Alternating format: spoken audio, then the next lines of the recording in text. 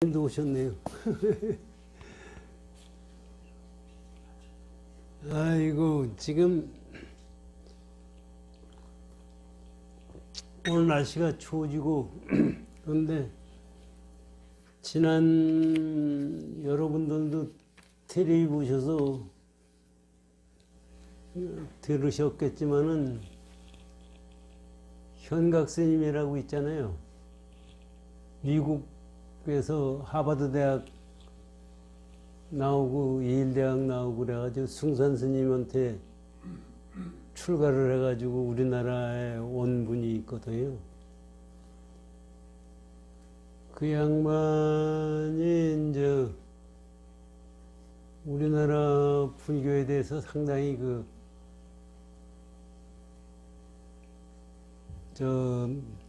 좋게 생각하고 왔죠. 와가지고서 이제 뭐 미국 사람이 와가지고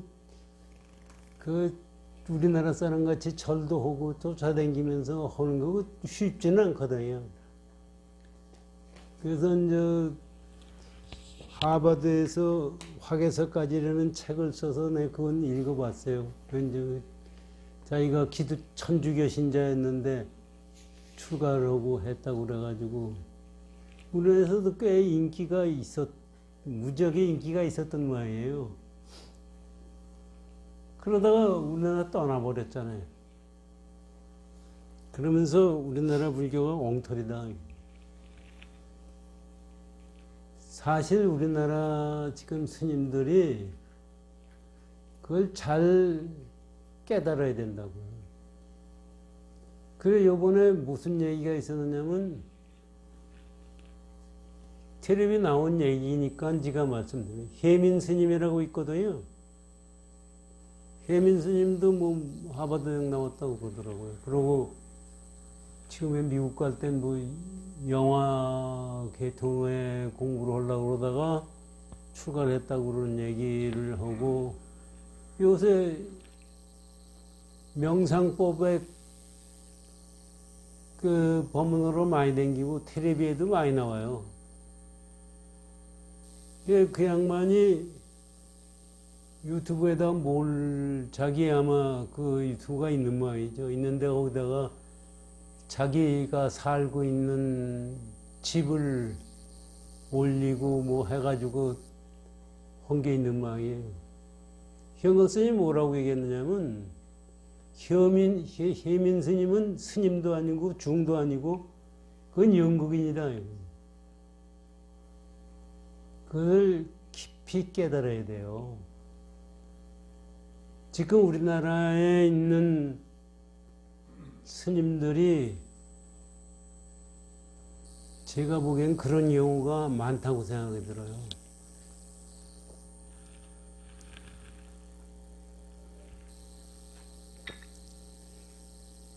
혜민 스님이 오늘 왜 스님도 아니고 연극하는 사람이라고 얘기를 하고 자기 사업하는 사람이라고 얘기를 하는지는 현각이 아는 얘기지만, 우리가 생각해 보면은 사실 스님이라는 사람이 이제 책을 만들고 해서 책도 많이 팔리고 돈도 많이 들어왔겠죠.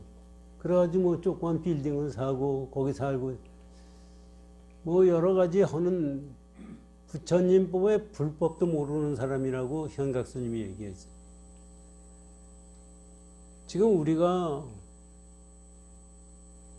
제가 왜 오늘 이 얘기 말씀을 드리냐면은, 불교 믿는 사람이, 우리들은 스님에 의지해서 공부를 하잖아요.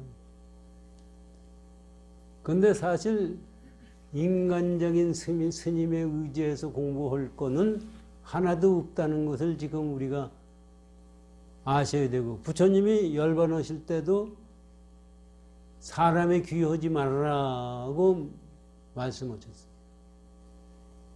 그런데 전부 사람에 의지해가지고, 불교의 경우에요, 어떤 스님이 인기가 있어가지고 연불 잘해가지고 법문 잘해가지고 하면은 그 스님이 딴 데로 가면 걸로 가요, 전부가.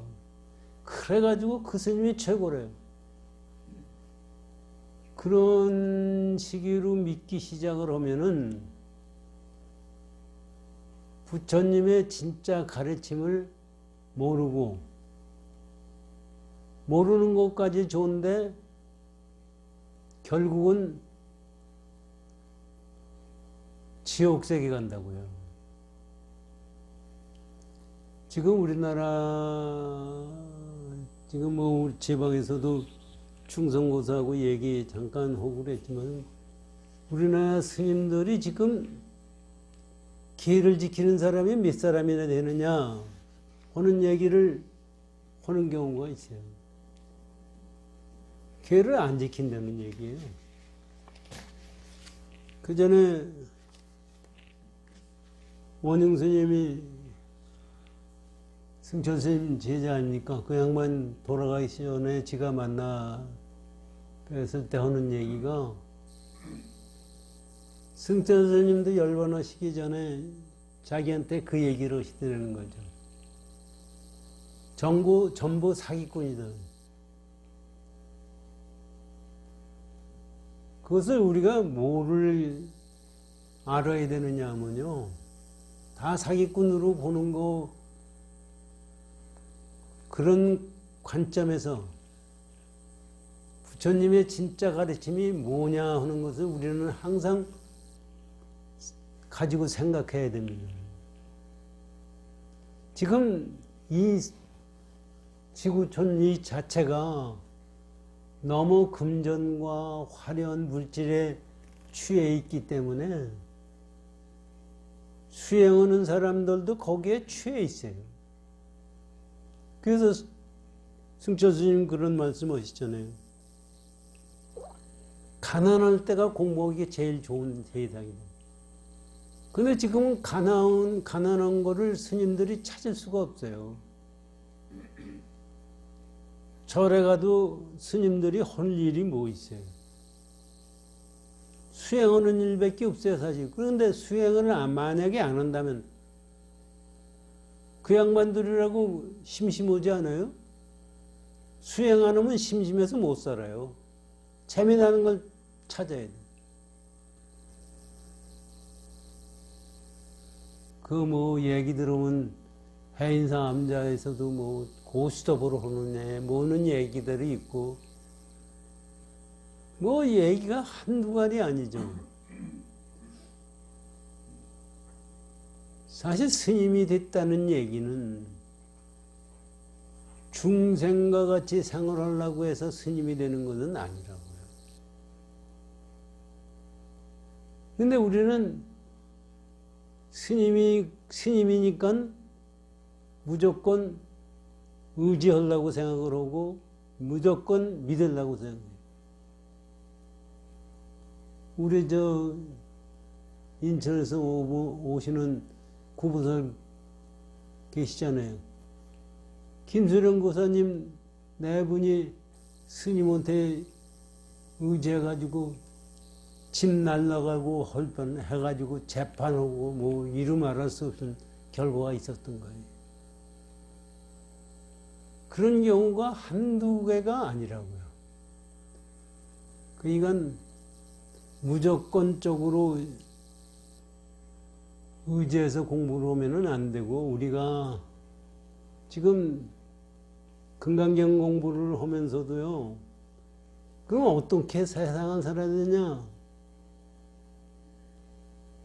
금강경에 부처님이 말씀하신 거를 가지고 잘 자기가 관찰하고 생각하고 해서 흔들림 없이 살아야 됩니다. 지금 사실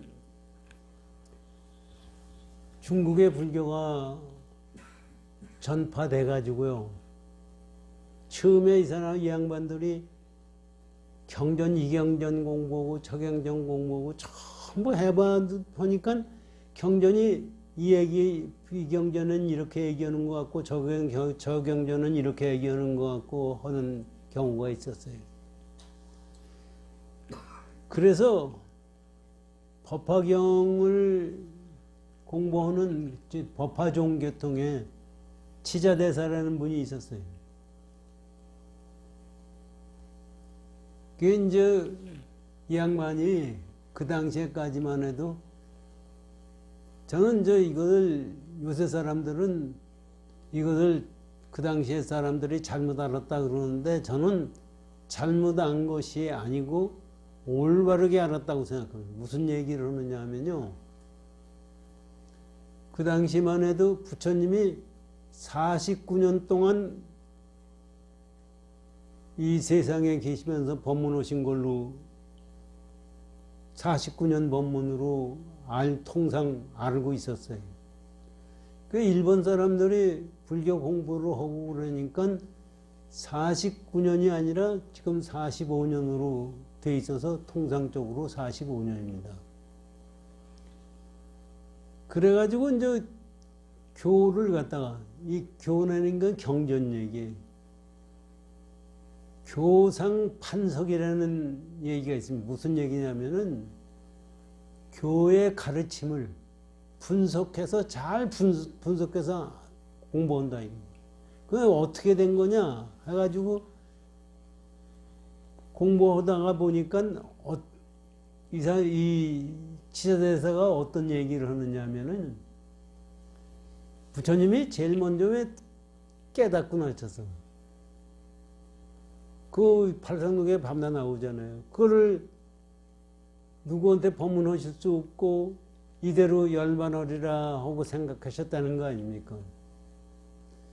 그 당시에 이제 얘기들은 그래요. 그 당시에 화엄경을 법문을 하셨지만은 알아듣는 중생이 우주에 하나도 없었다. 그래서 뭐 그건 제석천왕이 와서 법문을 해달라고 그러고 뭐 했다는 얘기 있는데 하여튼 그래가지고 암경서부터 시작을 해가지고 차차 올라가서 대승경전까지 갔다 그렇게 되거든요. 그걸 어떻게 얘기하느냐면 아함경을 우리 얘기는 아함경을 12년 동안 부처님이 법문하셨다. 그리고 지금 우리 공부하고 있는 금강반야바라면 반야 이건 지혜입니다. 이것을 21년 동안 법문하셨다. 그리고 나서 법화열반, 법화경하고 열반경을 8년 동안 법문하셨다. 그래가지고 돌아가실 제일 처음에 8년 동안 열반하고 8년 동안 법문하셨고 제일 초창기에 화엄경을 37일, 21일 동안 법문하셨다. 그렇게 해가지고 이게 전부 합치면 49년입니다. 방등경 8년을 뺐군요. 아함경 있고 방등경 8년 있고 반야경 21년 있고 그리고 법화열반경 8년 있고 화엄경은 처음에 37일 동안 법문하셨다 그런 얘기를 하거든요. 그건 지금 와서 얘기는 전부가 이 당시에는 부처님이 어떻게 법문하셨는지 몰라서 그랬는데 실제 공부하다가 지금 학자들이 연구하다가 보니까 화엄경이나 법화경 대승경전이 부처님이 열반하시고 나서 400년 내지 500년 지난 다음에 나타나는 거예요. 그러니까 서가모니 부처님이 법문하신 것이 아니다 그렇게 얘기들을 하거든요. 저는 그걸 가지고요.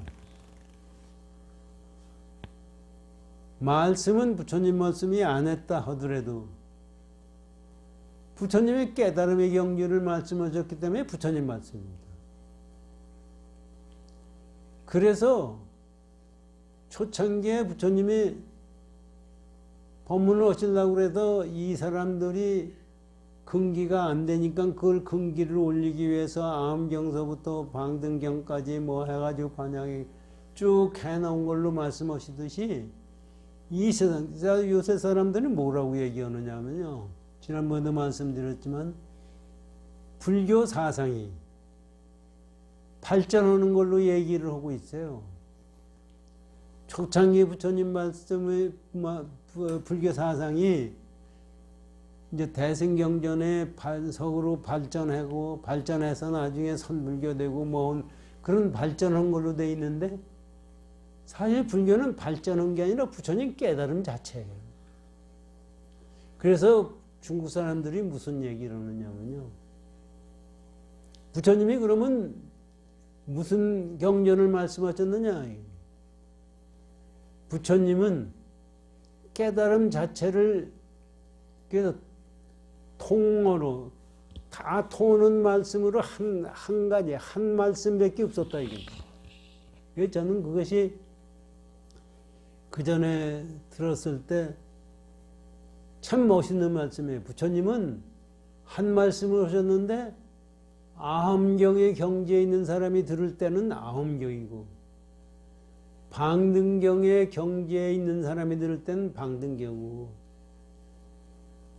대승경전의 경지가 마음에 깨달은 경지가 있을 때는 대승경전이고 법화열반의 경지에 있는 사람이 들을 때는 법화열반의 경지에 경전이 사왔다. 이렇게 얘기들을 하거든요. 그러니까 말씀을 만든 것이 경인 거는 틀림없지만은 부처님은 그 말씀을 떠난 속에서 우리 중생에게 가르쳤다는 겁니다. 근데 지금 이 사회가 과학이 발달되고 뭐 하다 보니까 학자들이라는 사람들이 전부 논리적으로 그걸 따지고 그걸 증명하려고 드니까 부처님이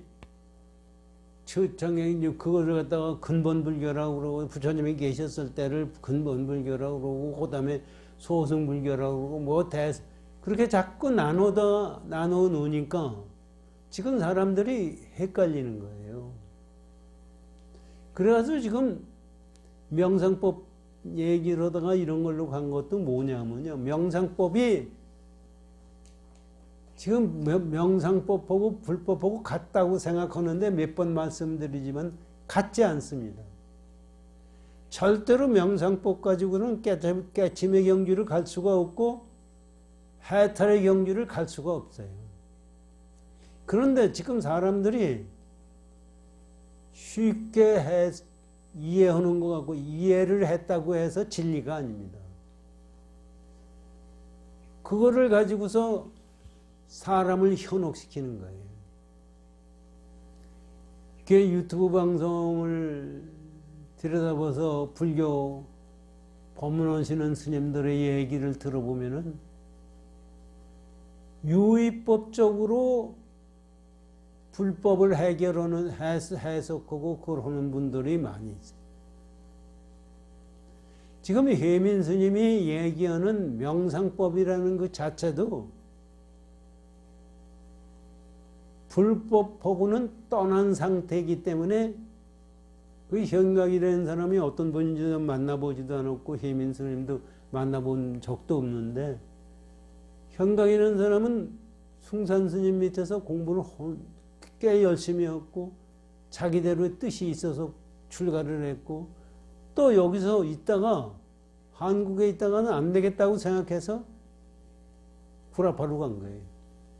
유럽 쪽으로 가요. 이거 어느 나라 갔는지 신문에 한번 봤는데 잊어버렸어요.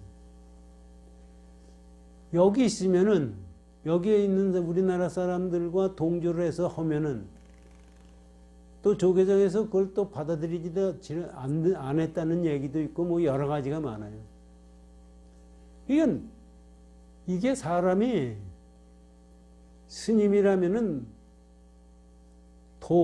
진리를 위해서 생각하고 공부를 하고 행동을 하고 생활해야 되는데 자기 파벌을 위해서 자기 이익을 위해서 한다고 하면은 그거는 아무짝에도 쓸 데가 없는 겁니다. 그러니까 저 대학 동기 하나가 영국에 가서 돈을 많이 벌고 와가지고서 저한테 하는 얘기 들어요. 저 돌아다니다가 하는 얘기가 중들은 왜 돈이 이렇게 많으냐. 가는 데마다 절 짓고 가는 데마다 사실 불사를 그렇게 한다는 게 절 짓는 것이 불사가 아니에요. 그래서 지금 우리나라 불교계도 그 전에 정담 스님이 말씀하시기를 현대를 불교화하자는 거지 불교를 현대화하자는 얘기는 말이 안 된다. 어떻게 불교를 현대화할 수 있습니까? 이것을 우리가 깊이 깨달아야 돼요. 그래서 우리가 우리 신도들이라는 사람들도 재미있고 스님들 얘기를 법문을 들을 때 재미있고 쉽고 헝거만 쫓아다니기 시작을 하면은 진짜 부처님의 깨달음에 대해서는 생각할 수가 없습니다. 그래서 우리 지금 이 금강경 공부를 해 나가는데요. 사실 금강경 이 오가해라는 게 가만히 보면은 그렇게 쉬운 경전은 아니에요. 그렇죠? 그래서 저 같은 사람이 뭐 이거 알아서 얘기하는 것도 아니고 그냥 같이 공부하기 위해서 말씀드리는 거고 이거를 가지고 부처님의 깨달음에 대해서 내가 어떤 생각을 가지고 공부를 해야 되느냐. 뭐 선방을 간다든지 어떻게 한다 하더라도 부처님의 이 깨달음의 정신에 맞게 공부할 생각을 가지고 이 공부를 해야 된다고 생각합니다. 이 세상이요. 지금 뭐 4차 산업이다, 뭐다, 사람이 생명이 오래 산다, 뭐다 하지만은 부처님이 깨달은 이 진리를 넘어설 수가 없어요, 사실은. 그래서 이것을 우리가 깊이 생각하고 열심히 공부를 했으면 좋겠습니다. 오늘 공부할 거는요, 육조 스님 법문을 공부하다가 말았어요. 345쪽에서 6쪽으로 가다. 요게 이제 지난주에 공부를 했지만 금강경에 뭐 말씀이냐 하면은 344쪽에 있는 금강경 이 말씀을 육조 해능대사 말씀 뭐 쭉 나오는 거죠. 그 금강경이 뭐 얘기냐? 만약 어떤 사람이 능히 이 경을 받아 지니고 읽고 외우며 널리 사람을 위하여 설한다면 열에는 이 사람을 모두 알며 이 사람을 모두 보나니 이 사람은 헤아릴 수 없고 말할 수 없으며 끝이 없고 생각할 수 없는 공덕을 성취하게 되리라. 이런 사람은 곧 열애의 안욕따라 삼약삼보리를 짊어짐이 되느니라. 이 경전에 대해서 육조 해능대사가 말씀하신 걸 지난번에 이게 법문하신 걸 우리가 중간에 끝났기 때문에 처음서부터 다시 공부하겠습니다. 6조 상근계의 사람은 이 깊은 경전을 듣고서 뜻을 깨달아 얻어 자기 마음의 경을 갖게 되어서 견성에 마치고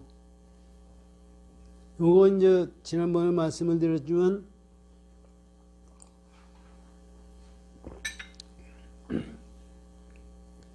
이 경전에 깊은 지금 금강경 말씀이 얼마나 깊은 말씀입니까?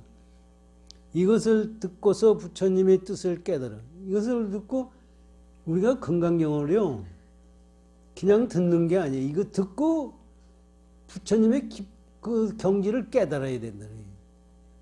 그래서 모르는 자기 마음의 경을 갖게 되어 있어요. 여러분들 자기 마음의 경전을 가지고 있습니까?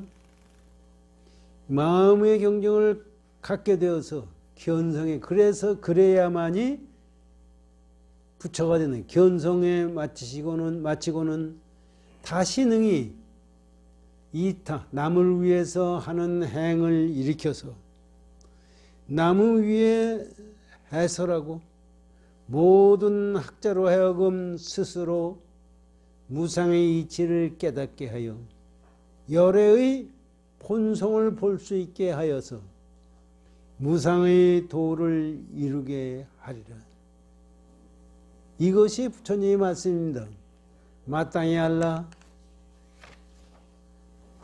법을 설하는 사람의 얻을 바 공덕은, 그 사실 지금 금강경 깨달아가지고 그걸 얘기하는 공덕은 끝이 없어서 가히 측량할 수 없느니라.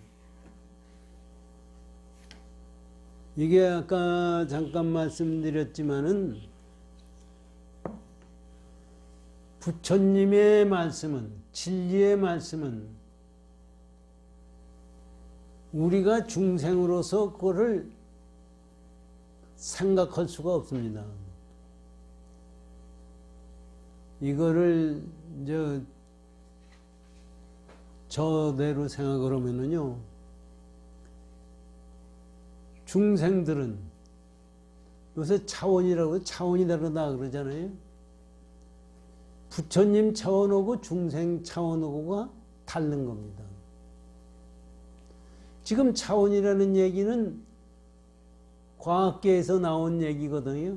1차원, 2차원, 3차원, 4차원 뭐 나오는 건데, 실제 차원은 저는 그렇게 봐요. 그 양반들은 지금 현대과학에서는 9차원까지 얘기를 하는데,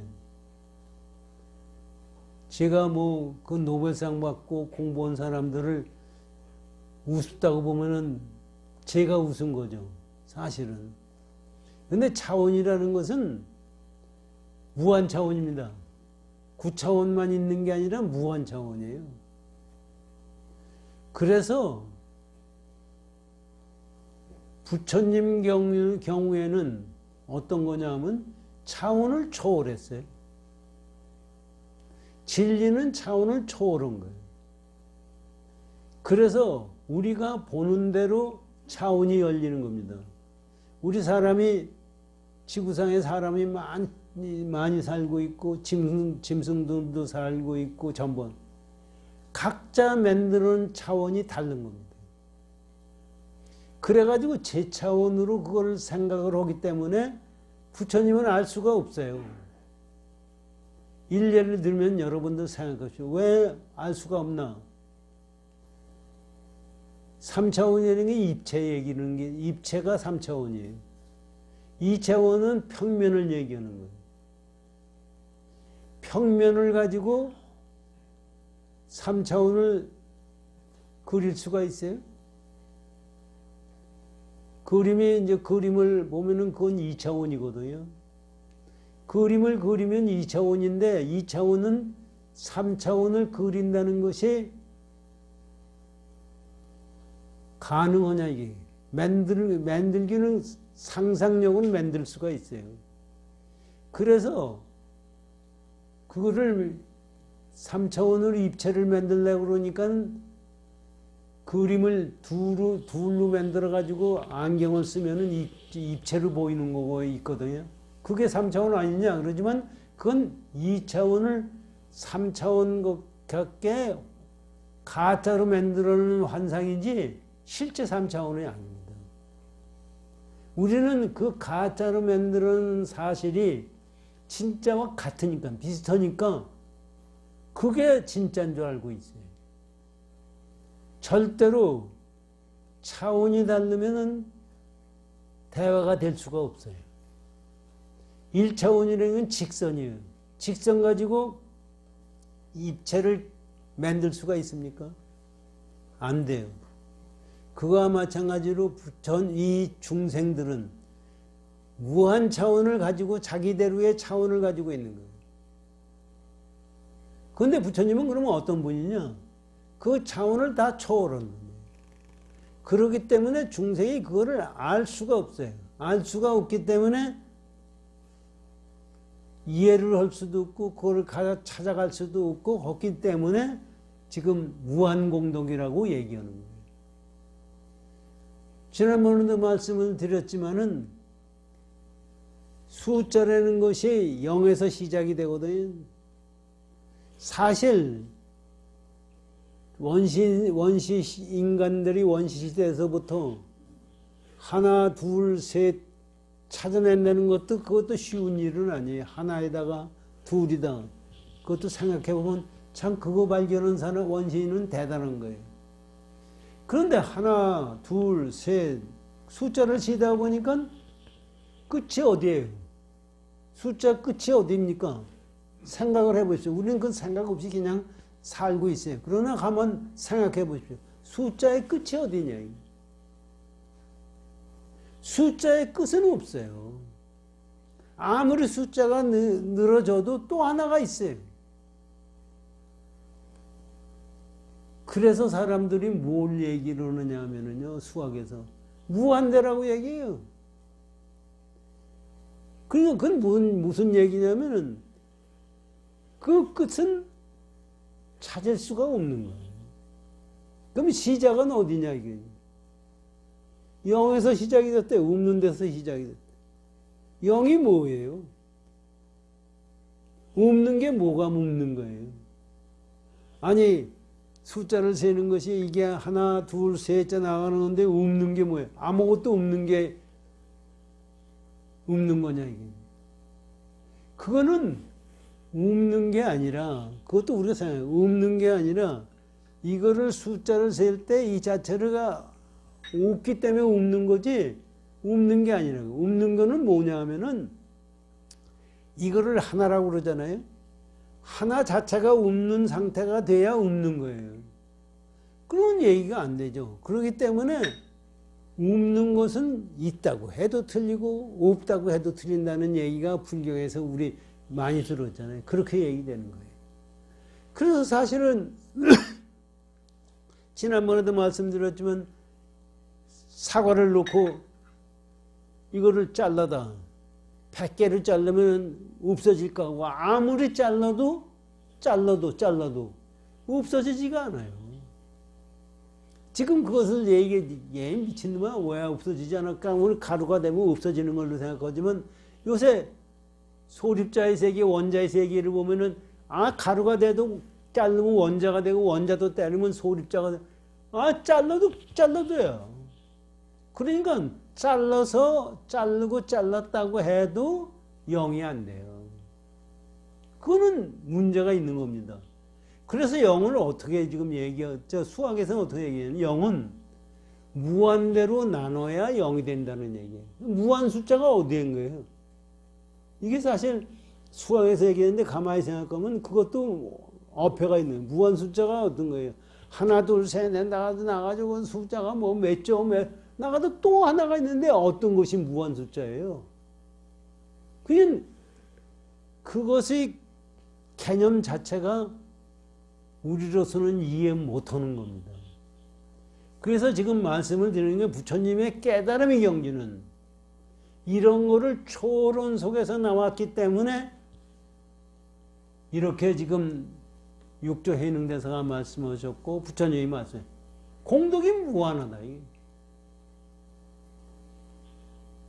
그 요새 현대 과학에서도요 이 우주가 얼마나 큽니까? 우주의 나이가 138억 년이래요. 그러면 어디서부터 시작이 됐느냐? 한번 우주가 어디서부터 시작? 138억 년 전서부터 시작이 됐다. 이게. 그러면 어디냐? 빅뱅을 했대요. 빅뱅. 빅뱅이라는 건 크게 펑 터졌다는 얘기입니다. 어디서 돼 있느냐? 없는 데서 무에서 영에서 빅뱅이 했다. 시간도 없고 공간도 없고 에너지도 없고 물질도 없고 없는 속에서 됐다. 이게. 지금 이런 말씀을 왜 드리느냐 하면은 우리가 부처님의 말씀을 제대로 이해하기 위해서 말씀을 드리는 거지, 이게 과학적으로 맞는지 틀리는지 그건 몰라요. 지금 사람들이 어떻게 되니까, 과학에는 어떻게 되냐면 그렇게 나왔다 그러면 증명을 가지고 그걸 맞춰야 돼요. 근데 요것도 가만히 있어요.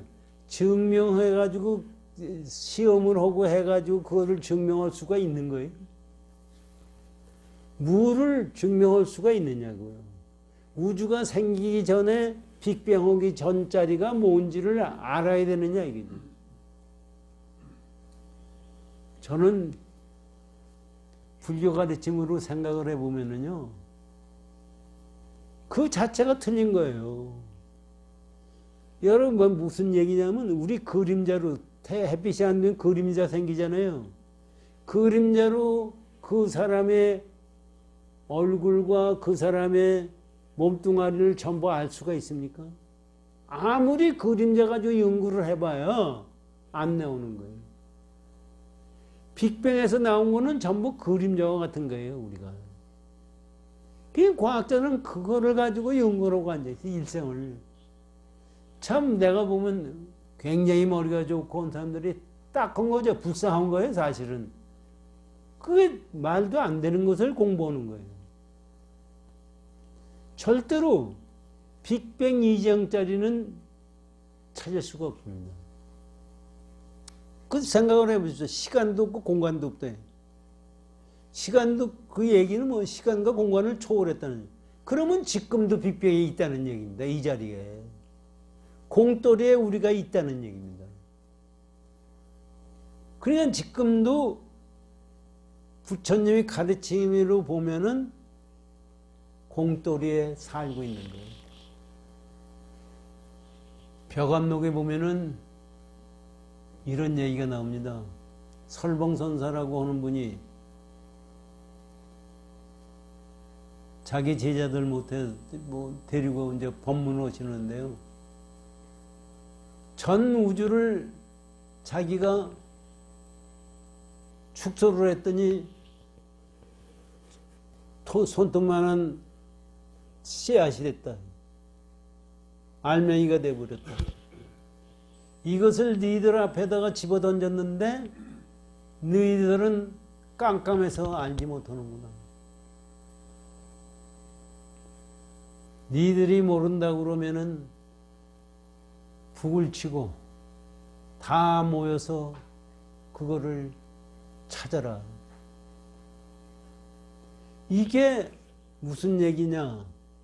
이것도 사실 그거밖에 없어요. 지금 말씀하신 내용밖에 없는데 이것을 제가 여기서 이걸 가지고 지금 말씀하시던 그 생각이 나가지고 말씀드리는, 이것은 이 우주가 나온 거는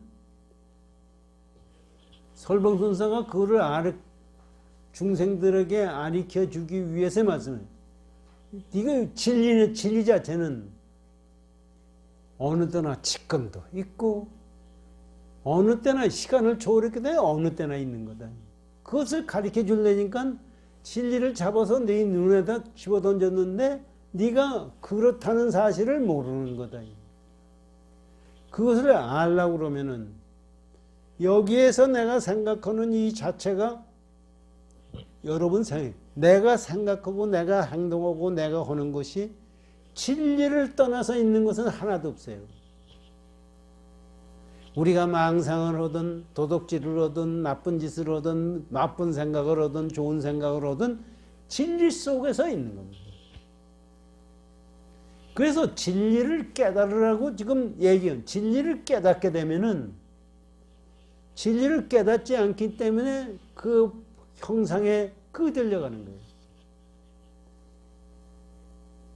그래서 부처님의 경지는 우리가 생각할 수도 없고 알 수도 없어요.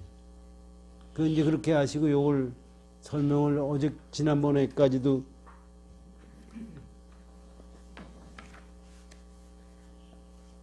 경을 듣고서 뜻을 이해하여 가르친 것 같이 수행하고는 능히 사람을 위하여 널리 설하여서 모든 중생으로 하여금 무상, 무착의 행을 수행해서 깨달음을 얻게 함이니라. 이건 사람을 속여가지고 하는 것이 아니라, 이건 뭐 보세요, 가만히. 속여서 뭘 하는 것이 아니라 전부 우리한테 뭘 얘기하느냐, 무상과 무착의 행을 해서 부처님이 되라 깨달음을 얻게 함이니라. 이런 행은 능히 행하게 하면, 이런 행을 능히 행하게 하면, 이렇게 하게 하면은 곧 지혜 광명이 있게 되어 진로에서 벗어나니라. 실제 요거 가만히 보세요. 이런 행을 하게 되면 지혜 광명이 나서 먼지의 그림이 다 없어진다 이게. 우리 한번 생각하세요. 불교 왜 믿어요? 불교 왜 믿습니까? 관세음보살을 유물해서 관세음보살이 가피로 해서 내가 부족한 거 고쳐주고 나 돈 생기게 하고 내 출세 하려고 그랬더니 출세 오게 하고 전부 그 생각 가지고 하는 거 아닙니까? 그런데 여기에는 그 말씀이 없어요. 지혜 광명이라는 건 뭐예요? 깨달음의 마음이 광명으로 표현한 거예요. 그냥 지혜 광명을 우리가 하게 되면은 이 세상에 번뇌라는 건 하나도 없다는 거예요. 먼지라는 건 하나도 없다. 먼지라는 게 뭐예요? 잘못된 생각을 가지고 세상 사는 것은 하나도 없어지는 거예요. 이게 우리가 불교를 배운다는 것은 이거를 하려고 하는 거예요. 깨달음을 걸려고. 우리가 왜 윤회를 하느냐? 번뇌, 진리의 눈이 어두워서 딴 데로 끄들려 가기 때문에 윤회를 하는 겁니다. 윤회 자체도 내가 만드는 거고 이 우주 법계도 내가 만든 거예요. 사실 그것도 생각하기 어렵죠. 사실은 그냥 우주 법계가 내가 만들었다고 여러분이 생각하면 됩니까? 사실 생각해 보십시오. 이거는 저대로 생각을 해보는 건데요. 여러분이 지금 존재한다는 건 뭐예요? 뭐가 있어야 여러분들이 존재합니까? 그냥 존재합니까? 우주가 있어야 여러분이 존재하는 거 아니에요? 우주가 있어야 되고 은하계가 있어야 되고 지금 현재로 거기에 태양계가 있어야 되고 지구가 있어야 되고 그 지구에 대한민국이라는 데서 있고 거기에 내가 나야 내가 있는 거예요. 그거를 한번 눈에서 생각을 해보십시오. 우주가 없으면은 여러분은 없어요. 지구가 없으면 여러분들이 없어요. 그런데 지금 현대과학에서 생명체가 어디서 발견이 됐느냐 이것이 이 우주도요 진화를 하고 변화를 해요. 여러분들은 우주는 변화 없이 그냥 있는 것 같지만 우주도 순간순간 변하고 있다는 거예요. 지금 현대과학에서도.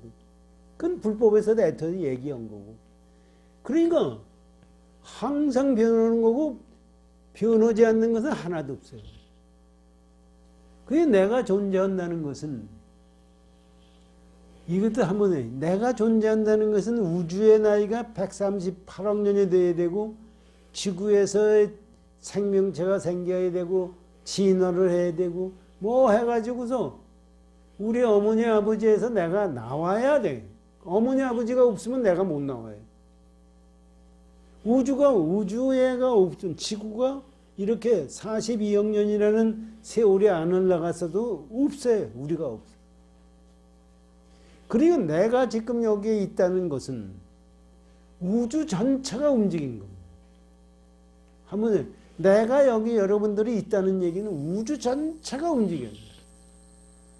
우리는 별거 아니고 종교에서는 그거 아니에요. 우리는 별거 아니고 여호와 하느님이 나를 만들어주고 절대자가 나 만드는 그거 아무 소용도 없는 거예요. 절대자가 지금 있다 하더라도 우주법계가 만들어진 다음에 이루어지는 거지 그 전에는 있을 수가 없어요. 그러니까 내가 지금 있다는 자체는 우주가 움직였다는 자체고 앞으로 내가 간다는 얘기는 전부가 그런 힘으로 해서 가는 거예요. 그래서 간다는 얘기가 사실은 아닙니다. 얼마나 위대하냐 한 것을 우리가 알게 돼 있어요. 그래서 그런 생각을 가지고 오면은 여기에 지금 채서 만드는 망상짜리 이런 것은 전부 없어진다. 지금 육조 해능대사가 비록 보세요. 비록 진로를 벗어났으나 진로를 벗어났다는 생각을 짓지 않으면 곧 안욕 따라 삼약산머리를 얻게 되므로 하담열애라 이런 하담열애에 부처를 하담열이 짊어졌다는 얘기. 부처를 짊어짐이라. 아니 부처를 짊어진다는 게 어떤 거예요? 내가 부처가 됐다는 얘기예요. 왜?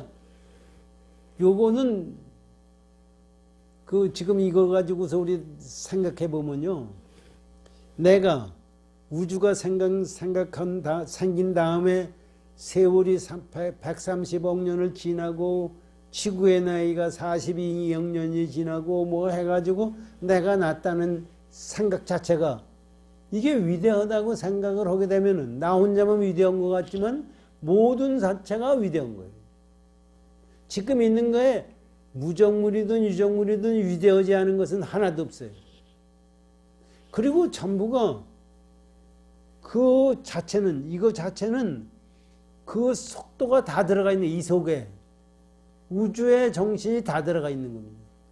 그런데 거기에 이것이 나만이 이렇게 된다는 착을 가지고 보게 되면은 어떻게 됩니까? 그거는 가짜가 되는 거예요. 모든 것이 다 그런 속에서 나왔다고 하기 때문에 그렇게 보면은 평등한 생각을 갖게 되는 거예요. 평등하다는 생각조차도 없는 거예요. 그래서 진로를 벗어났다는 생각을 갖지 않는다는 얘기는 이런 얘기입니다.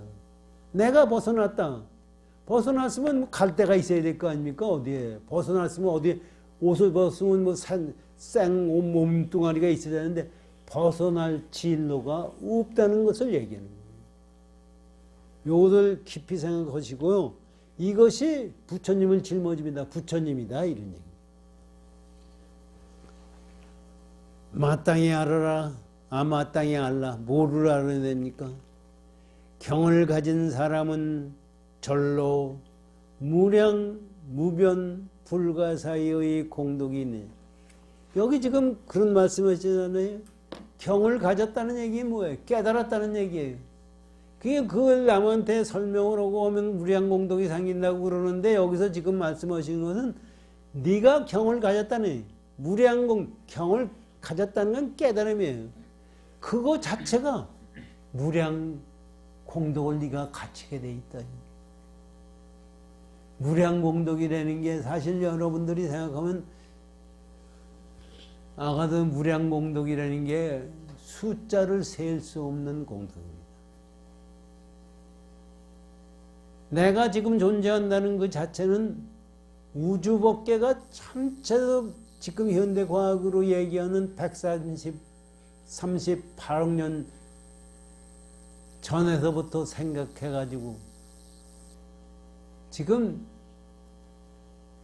과학자들도요, 처음에 우리 인간들이 생각할 때 우주가 옛날 우주나 지금 우주나 같은 줄 알았어요.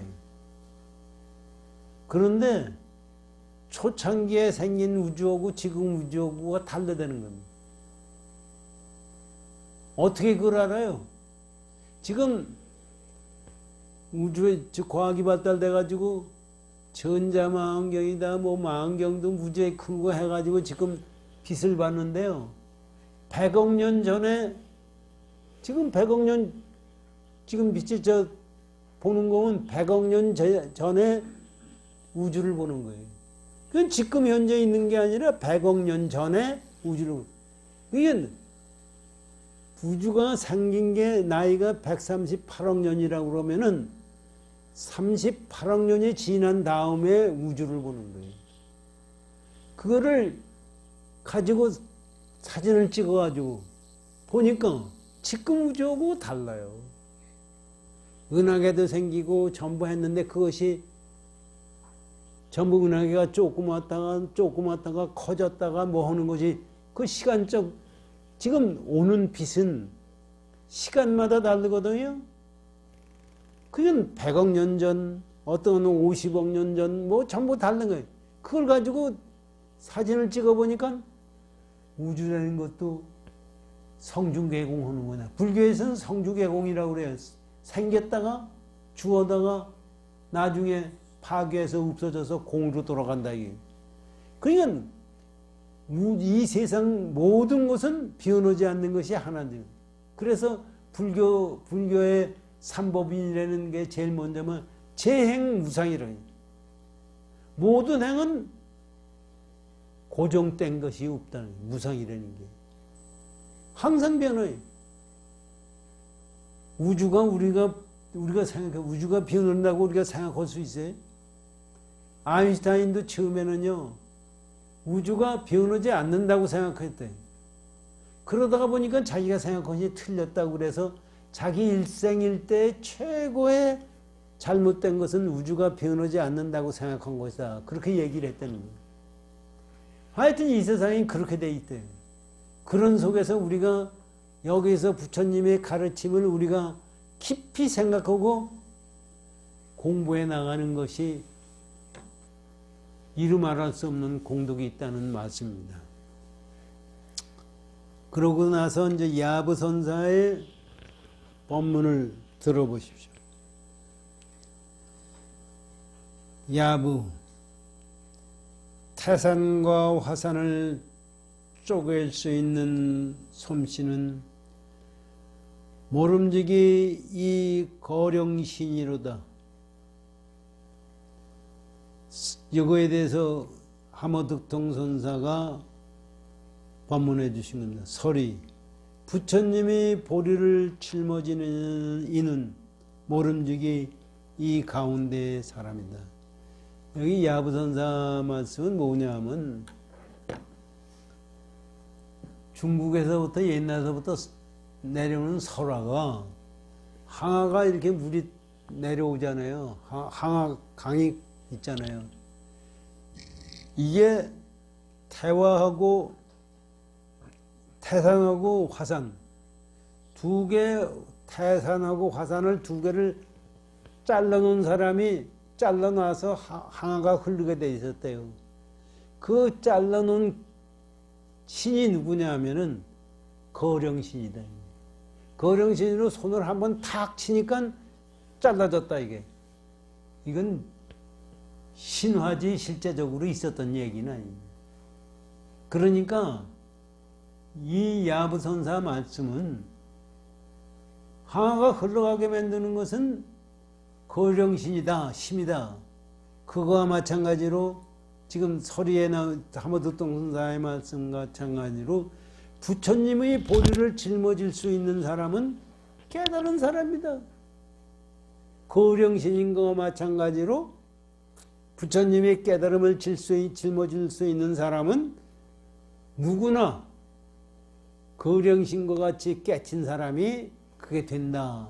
그 말씀을 이렇게 했다는 겁니다. 그렇게 하고서 야부선사가 또 말씀하세요. 산과 악을 쌓고 쌓아오미요 낱낱이 다 티끌이로다. 이게 악은 큰 산과 작은 산을 얘기하는데요. 우리 보세요. 산이라는 게 뭐예요? 사실 우린 산이 있다, 북한산이 있다, 설악산이 있다, 산. 그거 흙이 모여서 산이지 뭐가 산이 따로 있습니까? 그냥 큰 산이든 작은 산이든 다 뭐 티끌이 모여서 만들어졌다 이런 얘기입니다. 우리가 지금 이것을 이 선사들이 이런 말씀을 하시는 것이 우리 중생 마음으로 봐서는 제대로 깨닫지 못하기 때문에 이것을 비유적으로 얘기를 해 주시는 거예요. 잘 들어보십시오.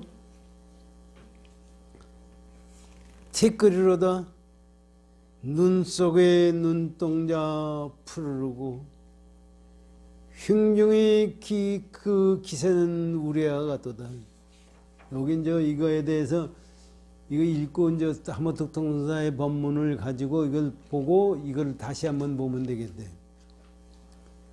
그리고 변방에 나가면 변방에 고요하고 나라 안에 들어오면 영제를 꾀도다. 영제들이 모여든다는 얘기. 한 조각 작은 마음이 바다처럼 크니 파도가 출렁임을 몇 번이나 보았던가. 이건 이제 우리가 보면 무슨 얘기인지 모르는데 하모득통산 선사의 법문을 들어보십시오. 시간이 없는데 만약 여기 보세요. 하모득통사 말씀이 만약 그 가운데 사람인데 그 가운데 사람이 어떤 사람이 깨친 사람이에요. 태산과 화산을 둘로 나눈 사람. 사람일진된 그 이치가 다하지 않음이 없고 이치에 걸림이 없어요. 이치에 보면 진리를 다 깨닫게 됐다는 얘기. 일마다 통하지 않음이 없다. 일은 모든 것이 다 통하게 돼 있어. 도통한다는 얘기.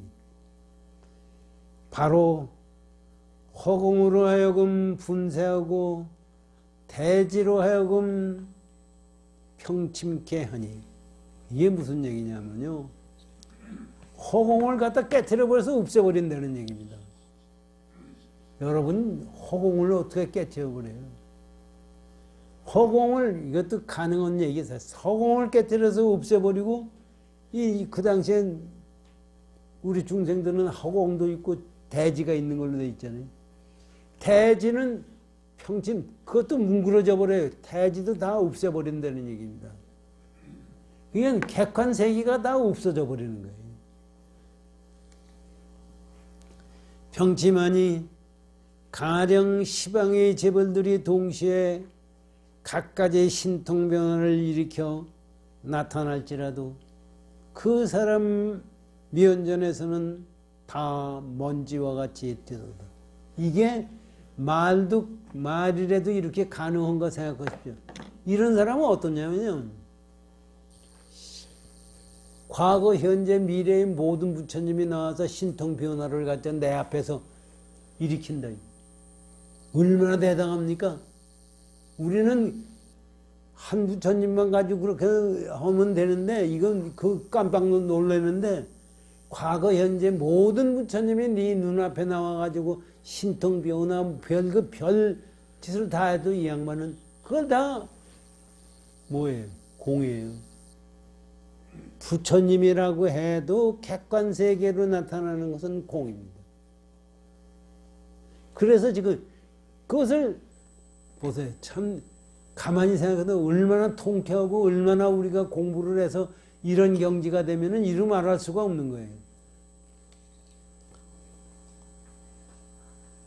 신통변화를 일으켜 나타날지라도 그 사람의 면전에서는 다 먼지와 같이 되도다. 어찌하여 그런가? 어떻게 해서 그렇게 될 수가 있는가? 방망이를 잡고 불자를 세움도. 이게 뭐냐면 방망이라는 건 육환장을 얘기하는 겁니다. 옛날 스님들은 육환장을 딛고 다녔지. 우리는 요새 스님들은 육환장 안 내리고 다녔지만 육환장을 딛고 주장자라고 그래요. 짚고 불자는 이렇게 지금 종정이 되잖아요. 우리 조계정에서 종정이 되면은 종종한테 이렇게 바치는 게 불자예요. 불자가 이게 뭐냐면 총체예요. 저 먼지 터는 총체 있지 않습니까? 이 불자가 왜 불자가 됐느냐 하면은 스님들이 밤낮 집도 없고 댕기면서 나무 그늘에서 자고 그러고 돌아다니다 보니까 얼굴에 벌레, 모기, 이름 아무리 인도 아니라 인도 할아비로 댕기면 얼마나 많이 댕기겠어요. 그건 피부병도 나고 이름 안 할 수 없죠. 그거를 옛날 스님은 그런 속에서 수행을 했어요. 지금같이 편안하게 세상 산 사람은 없어요. 그래서 그거를 갖다가 우리는 모기에 때문에 때려서 잡아야 될 거 아닙니까? 잡질 못하고서 그걸 털어서 내는 것이 총체했어요. 이게 불자예요.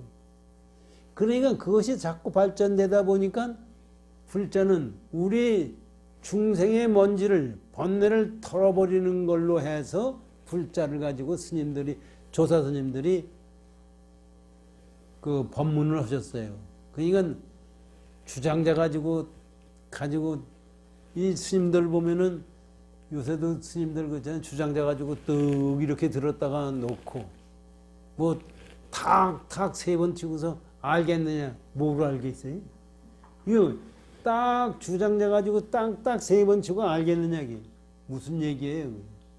주장자라는 얘기가 우리 불성자리의 표현이고 이거를 때려가지고 이건 지가 얘기하는 거예요. 이거를 때려가지고 알겠느냐? 네 불성자리의 작용을 알겠느냐? 하는 얘기. 깨달음의 경지를 가라 하는 얘기입니다. 그렇게 옛날은 불자를 가지고 얘기를 하고 스님들이 법문하실 때 그런 식으로 했기 때문에 주장자 가지고 하든 불자를 가지고 하든 그거에 대해서 저들은 그 깨친 사람은 또한 돌아보지도 않고 그거 돌아볼 필요도 없어요. 어느 삼매도 저들은 듣지 않으면 어느 삼매라는 건 뭐예요? 말로서 부처님법을 설명을 해서 어느 삼매입니다.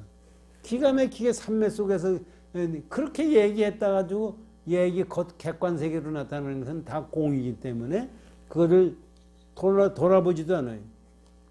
듣지 않으며 안광이 3000개를 불살라서 깨뜨리니 그렇게 되다 보니까 이 양반은 눈으로 보는 세상은 다 깨치러 버리는 거예요. 3000세계는 뭐예요? 이 우주법계를 갖다 깨치러 버렸다 이게.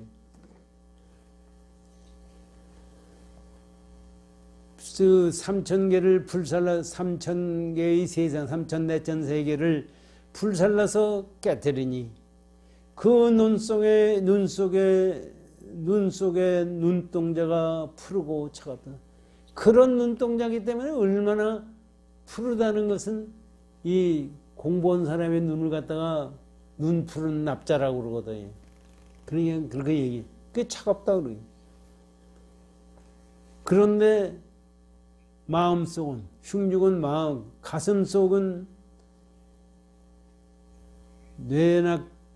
쇠락 깨끗하게 물을 뿌렸다는 얘기예요. 쇠락하여 혼연히 세상을 잊었으니 그 마음속은 깨끗하기가 이루말할 수 없어서 거기에 번뇌자리가 없기 때문에 세상을 다 잊었으니 그 안에 우레가 있어서 기계의 도량이 신선하도다.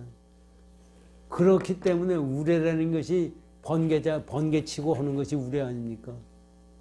그 마음속이 얼마나 깨끗하고 아무것도 없는 게 아니라 번뇌와 같은 그런 작용을 하고 있다는 얘기입니다. 깨친 사람. 기계와 도량이 신선하도다. 밖으로 온갖 인연에 그러면서 밖으로는 온갖 인연에 응하나 곳을 따라 고요하고 밖으로 있는 인연에 따라서 응하지만은 그러나 흔들림이 없기 때문에 고용해요. 항상 고요하고 안으로는 한결같이 고요한데 안으로는 도대체 흔들림이 없죠. 고요한데 명합하다. 분명히 합쳐 있으니 그 응하면은 이그러짐이 없다. 응하는데 뭐가 내가 끝에서 이렇게 하겠다 저렇게 했다 하는 응엄이 없다. 뱃속이 넓고 넓어 바다같이 크니 천지가 차별인 천가지 차별인 유와 무의 일임하도다. 이게 무슨 얘기냐면요. 우리 마음자리가 바다와 같아 이게.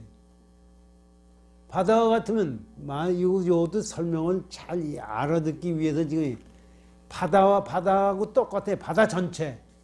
그러면 그 바다 전체에 파도가 있는 겁니까? 파도가 없는 거예요. 파도 자체도 바다인데. 그러니까 거기에 유나 무는 것은 우리 중생들이 생각하는 그 자체예요. 그것이 있을 수가 있느냐. 일이 뭔다는 것은 있을 수가 있느냐. 이제 이렇게 하모득 통문사가 법문을 해 주셨어요. 그런데 이거를 다시 한번 이하부선사 거를 공부하려고 그랬더니 시간이 다 됐네요. 이게요, 내주에 요다시 않는 공부로고요. 우리가 이거를 공부하면서 분명히 우리는 알아야 됩니다. 절대로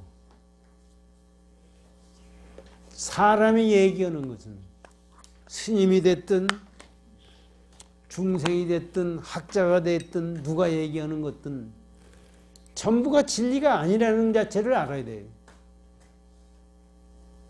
그래서 거기에 끄들려가서는 절대로 안 됩니다.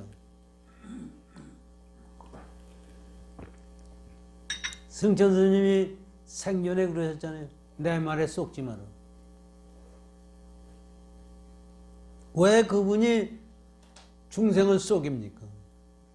우리가 거기에 얘기를 그 양반이 얘기하면은 그것을 제대로 알아들을 생각 안 하고 승철 스님이라는 거기에 엎어져 가지고 그래가지고 무조건 믿어요. 그게 속는 거예요. 그런 건 있을 수가 없어요. 그러기 때문에 부처님 말씀도 말씀이에요. 그러기 때문에 부처님 말씀에도 속지 않고 부처님 말씀을 떠나서 깨닫는 것이 깨침입니다. 그런데 마치 그것이 지가 무슨 대단한, 아무리 부처님 말씀도 그런데 하물며 중생이라는 사람이, 머리 깎은 사람이 떠들어대는 것이 그게 제대로 됐겠습니까? 그래서 우리가 이 세상을 살면서, 사실은 이 세상 살면서 생각해 보면요, 저도 그래요. 말은 저도 이렇게 떠들지만 80이 지날 때까지 이 세상을 살아왔는데도 지금 죽는다고 그러면은 아유, 내가 왜 지금 죽습니까? 저 더 살아야 되겠다는 생각을 가져요. 언제까지 살라고요? 제대로 세상도 왜 사는 거예요? 잘 먹고 잘 살라고 사는 거죠. 잘 먹고 잘 산 놈은 안 죽어요? 이건희 씨도 죽더라고요. 그러니까 우리가 생각하는 생각 가지고 세상을 살면 아무 값어치가 없어요. 사는 값어치가 뭐냐 이거죠. 왜 살아야 돼요? 그것을 우리가 생각하고 지금 금강경 공부를 하면서 그 사는 목적을 우리가 깨달을 때 우리는 죽은 다음에 극락세계에 가겠다, 천당에 가겠다, 생각을 해보시죠. 그 생각이 옳은 생각인가? 여러분들 마음을 한번 생각해 보십시오.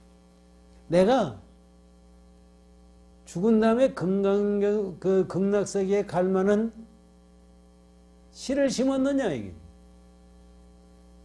심지도 못하면서 가려고 하는 것은 뭐예요? 그건 도둑놈이에요. 또 갈 수도 없어요. 그러면서 마치 목탁을 쳐주고 49제 오면 극락세계에 갈 것이라고 얘기하는 것 자체는 저는 거짓말이라고 생각합니다.